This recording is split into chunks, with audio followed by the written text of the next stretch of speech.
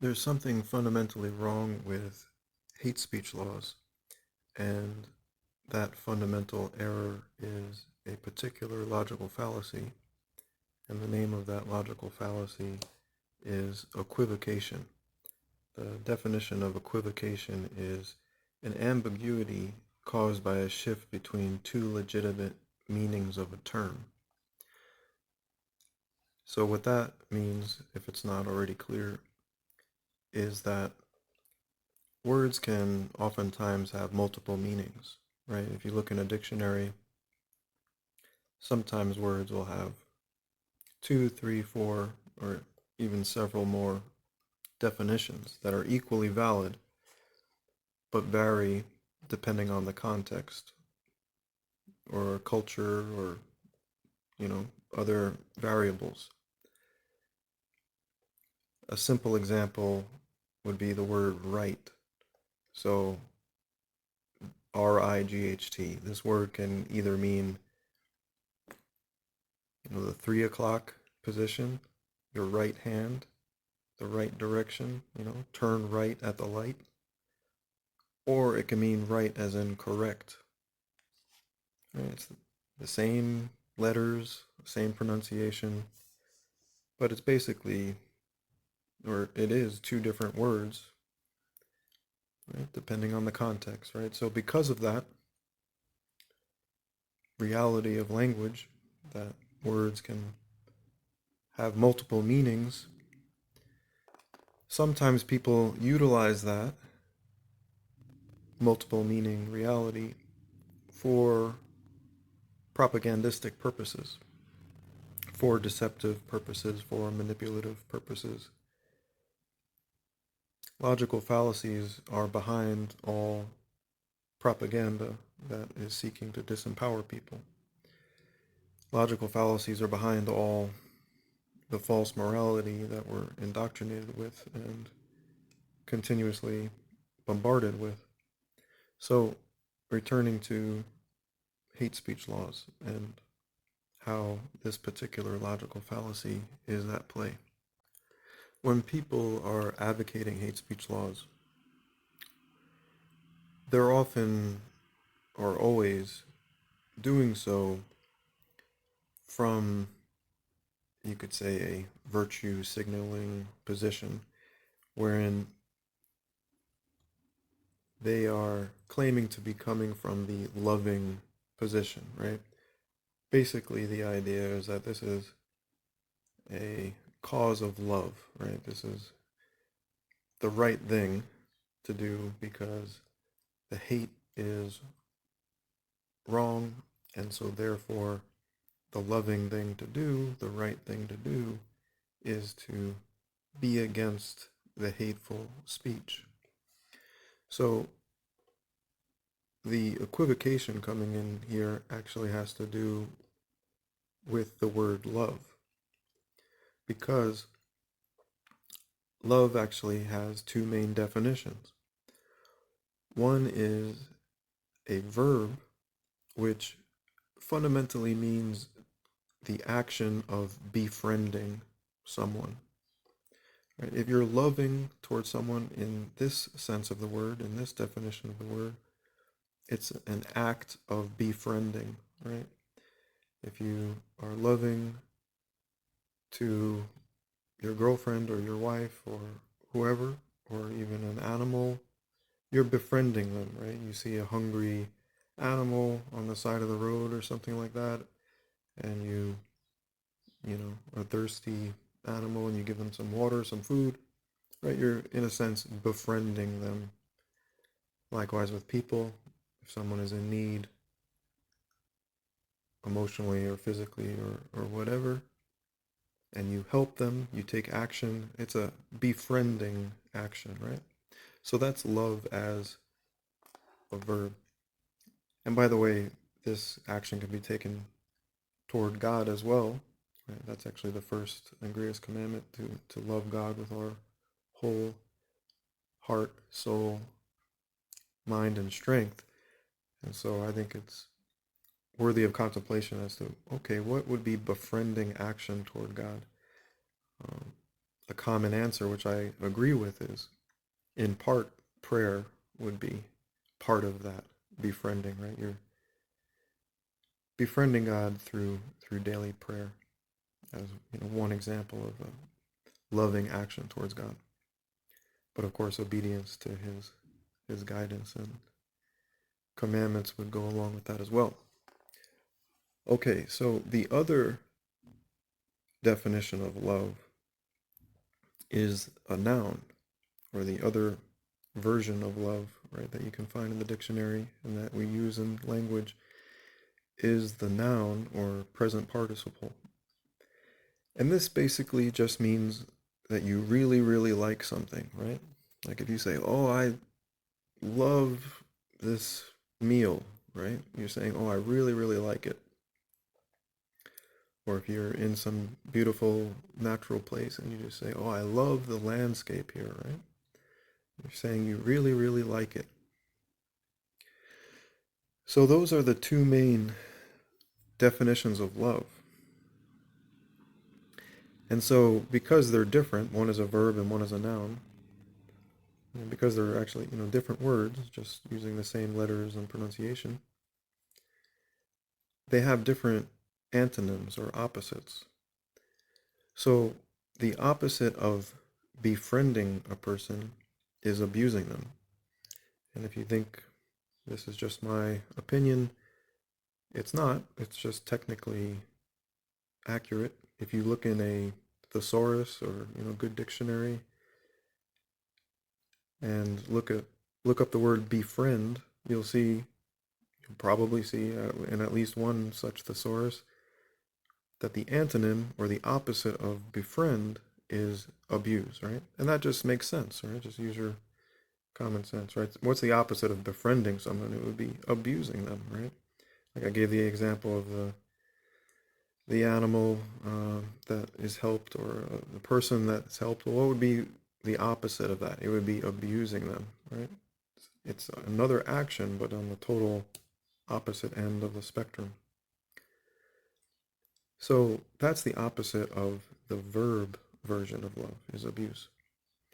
The opposite of the noun version, this latter form of love and its opposite of hate, isn't immoral, isn't actually immoral or moral in and of itself, right? Whether you love or hate a particular kind of music, that's not actually a moral issue, right? If I say, oh, I love roots reggae and I hate, I don't know, whatever other kind of music, that's not immoral, right? When I say, oh, I hate that kind of music, it's just saying, I really, really don't like it, right? So instead of saying really, really, really, really, 3 or 4 times,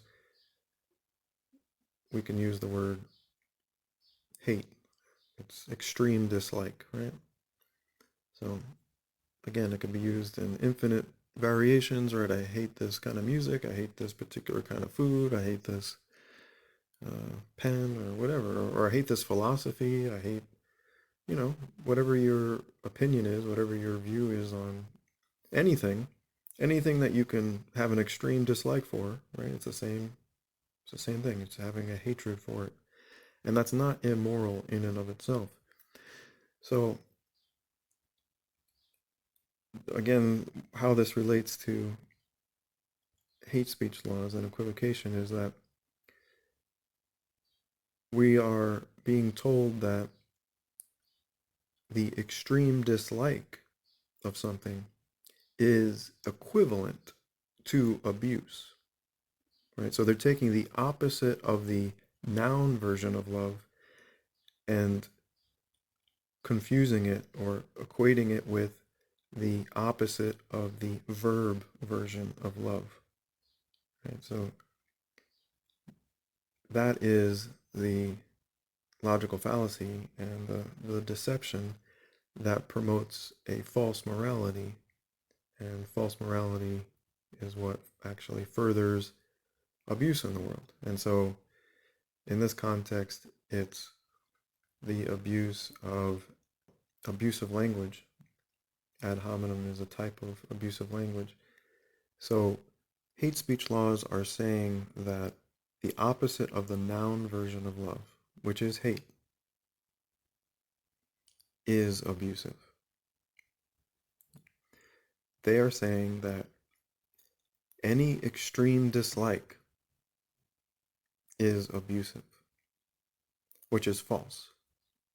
As I explained with those examples, and you could give, like I said, infinite examples of how having extreme dislike of something is not necessarily abusive.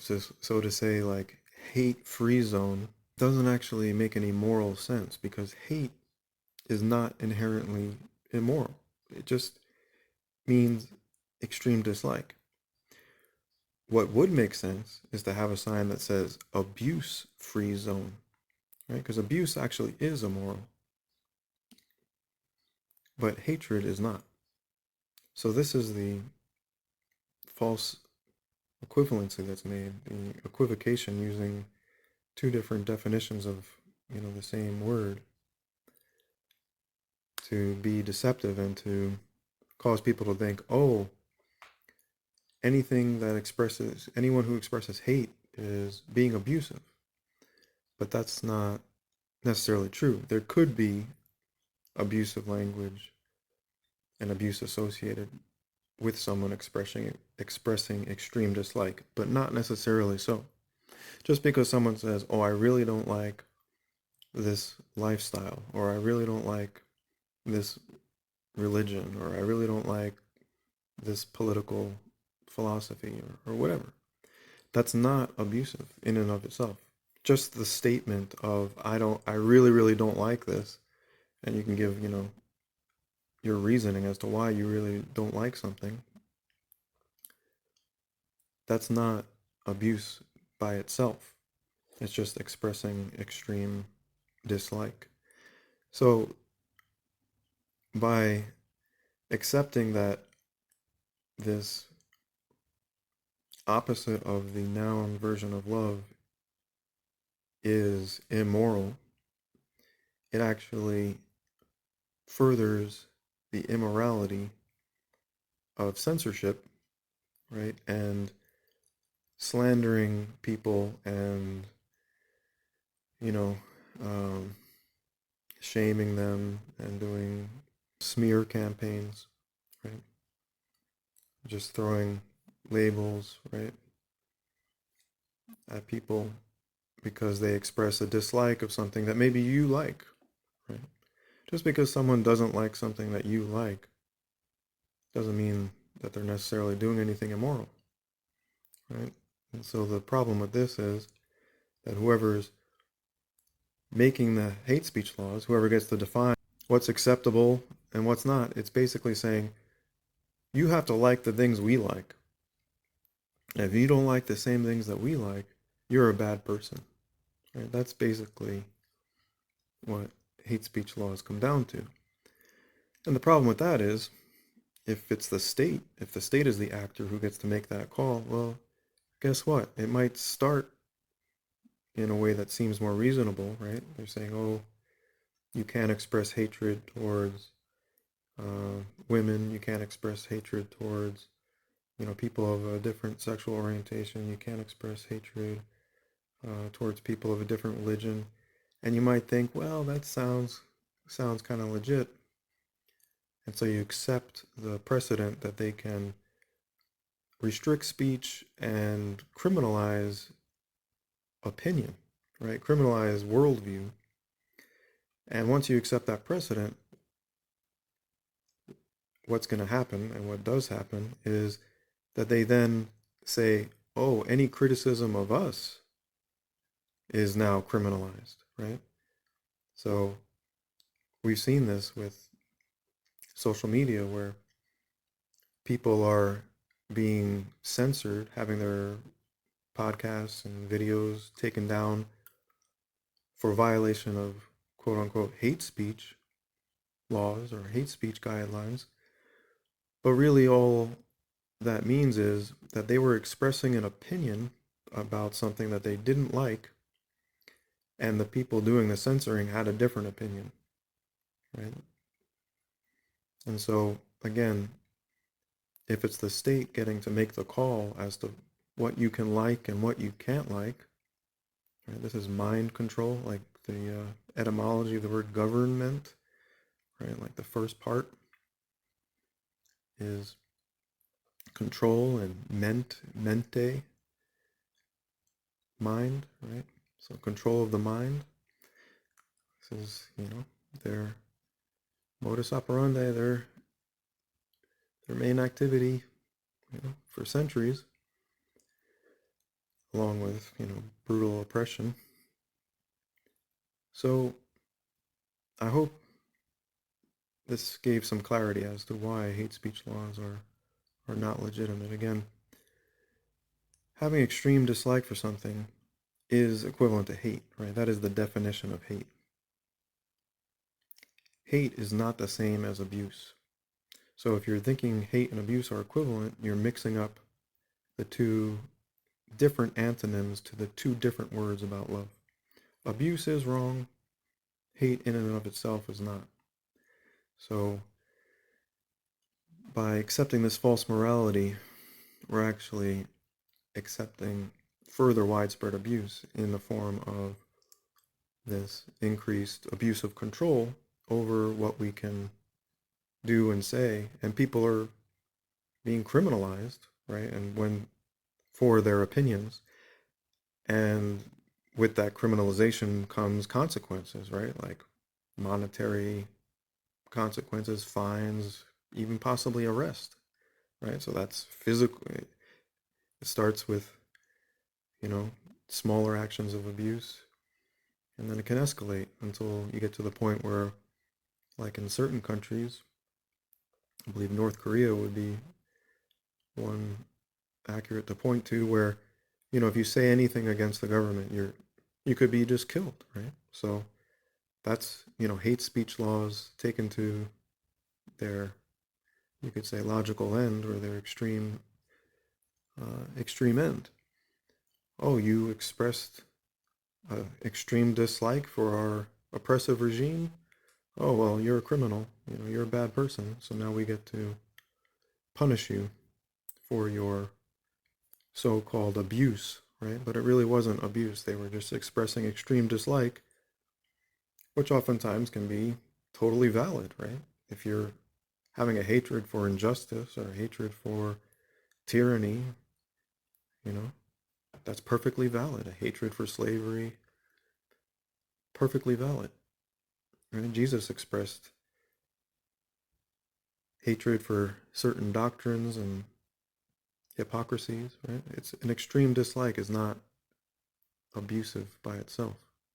So that's the logical fallacy in operation behind the false morality of hate speech laws, which are just being utilized propagandistically as another way to give more power and control to the already powerful and controlling, and take more freedoms away from those that they want to further disempower and treat as their livestock.